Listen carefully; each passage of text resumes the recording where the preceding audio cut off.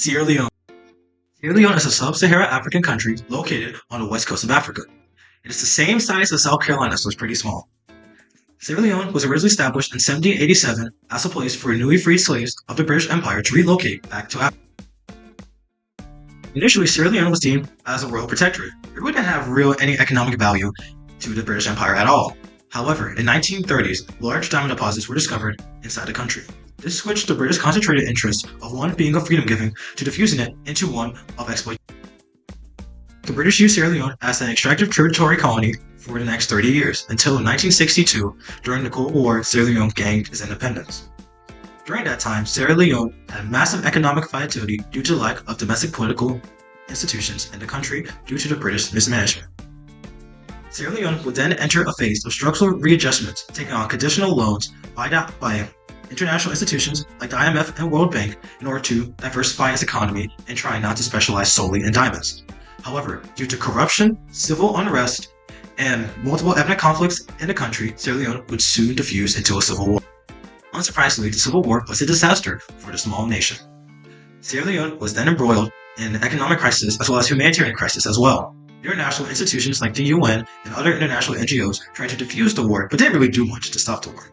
It wasn't until 2002 when the war officially ended. However, the damage was already done. After the war, Sierra Leone went through a period of structural readjustment. Sierra Leone took out conditional loans from the UN backed by Western countries in order to reform the country in order to be more capitalist and have a more free trade and liberalized market.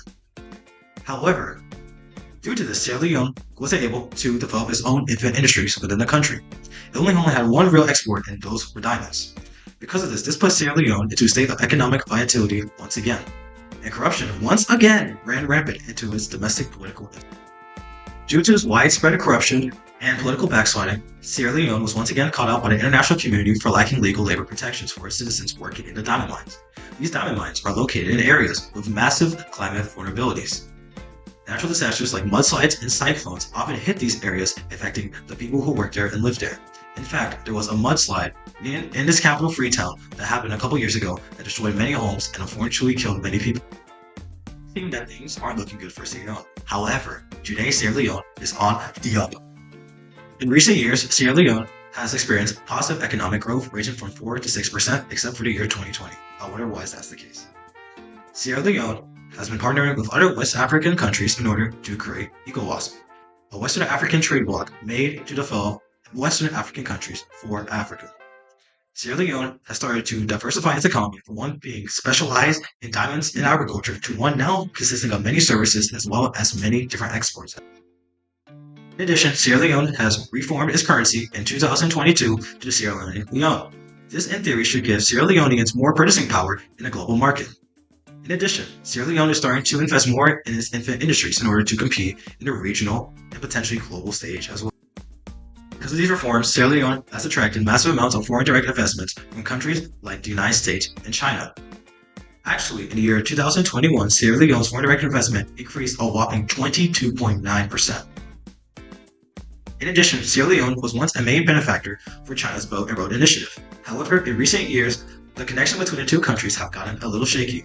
However, China is still one of Sierra Leone's main trading partners outside of Western Africa. While it seems all good and jolly, Sierra Leone still has a massive foreign debt issue.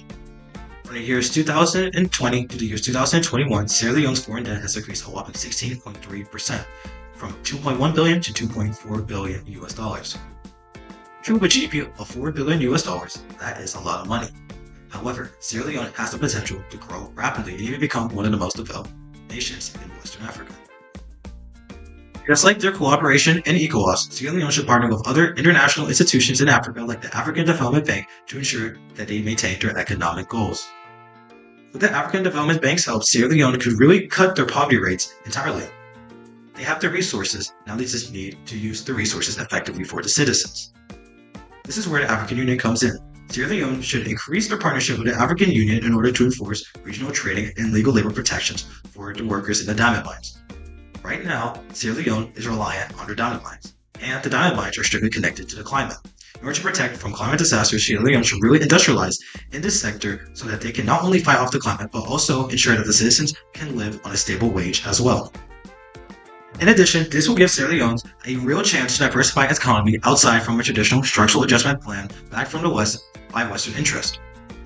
Sierra Leone could finally start diversifying other sectors in its economy, like its iron ore sector, its cocoa sector, as well as its fishing sector and gold sector as well.